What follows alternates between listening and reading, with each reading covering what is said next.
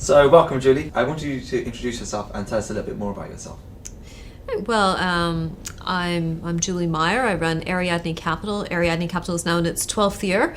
We're an investment and advisory firm, but really with a new style to that, because we have three parts to the business. We have one part which invests in digital startups. We have another part of the business which advises corporates on how digital business models are transforming their business. And then a third part of the business which is called Entrepreneur Country, which is a community conference business. It's where we listen to the market, talk to the market. And Entrepreneur Country is really where we feel that all entrepreneurs go every day. We go to this fictional place called Entrepreneur Country where we kind of break through and bounce over the near-death experiences. So that's what I do, kind of 90 hours a week. What do you look out for when investing in a business? Look for the people. So we have a kind of quite tried and tested set of characteristics. I met a really interesting woman yesterday. I meet on Sunday afternoons. I kind of meet one or two entrepreneurs, and it's Ezra Young of the Rag Trader, and I thought she was fantastic. And she's one of two. So we look for a kind of business brain and a product brain. It could be tech, product, business, sales, right? So we like for there to be a good duo at the base of it. We look for people with an extraordinary track record of success where, and even when we hire people at Ariadne, we say, well, what's the biggest risk that you've ever taken? And you learn a lot about somebody if you ask them that question, because people might say, they might say, actually think, oh my God, is that the biggest risk that you've ever taken, right? So you're looking for what's normal for them, right? Have they consistently stretch themselves at an early age until they start having these milestones of success? Or did they wake up at age 37 and say, I'm going to set up a business, right? And if it's the latter, you think that's a big risk, right? Because they're not used to pushing the envelope and really having to exert themselves to achieve something. So finding out who they are and what's normal, what kind of milestones of success and achievement is what you try to uncover when you get to know them. We have this investment framework for Ariadne called ecosystem economics, which is what we think is happening in the world. It's built on Carlotta Perez's theory of disruptive technology and adoption. It's about how the digital enablers, the Davids, who are the startups, and the Goliaths, the big distribution. Telefonica has 300 million users. How does Telefonica deal with a little digital startup over here, right? How do they engage?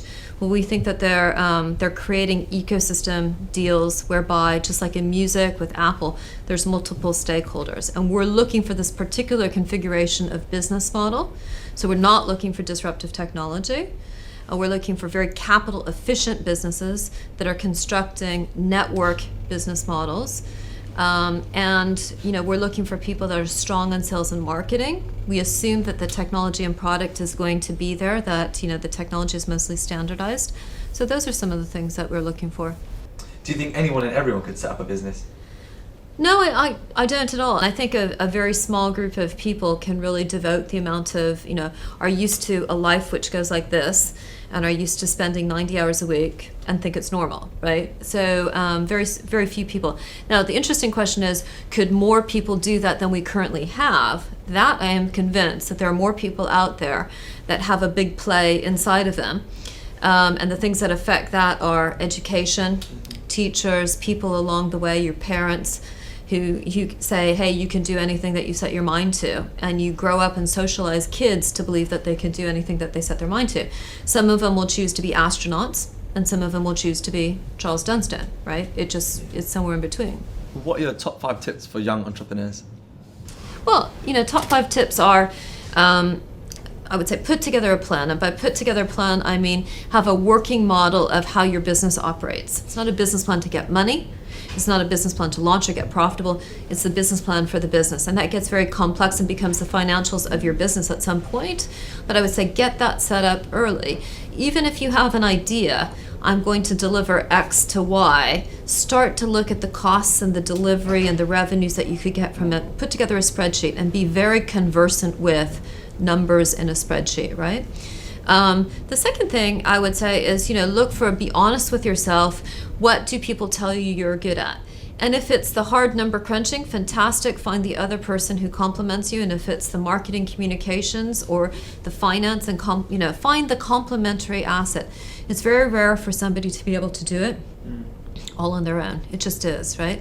And then the third bit is, share your idea, not all of it, but be sharing it. If you don't breathe air into it and give it oxygen, you can never get any sense whether it's good or not. So I didn't say, share all of the intellectual property of your idea online so that people can steal it. But as you feel that you are, if somebody knows something about it and getting some information from them, you've got to find a way to share bits of it so that people can say, I think you're on the right track with that, but I do it differently. Then you can accept or reject their idea, but you've got to communicate, and you've got to think of communications as a way to get ideas and to connect to people in the market. So I try to be really clear about what I believe in, what Ariadne Capital is going to do, so that people can say, Julie, I think I'll go talk to her. And the number of times people have said, well, I know you're interested in dads and daughters, so they come to me. I know you're interested in X, and they come to me, right? And so you have to, part of making business work is to let the world know what you're good at, what you believe in, and what you intend to do. And if you don't do that, you can't really hold your hand up and say, well, no, but I don't have a business partner and I haven't found any money and I don't know what to do. So there's 3. Though they're extensive, so that's fine. What was the last song that you listened to? Oh God, I was listening to some REM this morning. I think I had REM's one of their albums on. I don't even know which one.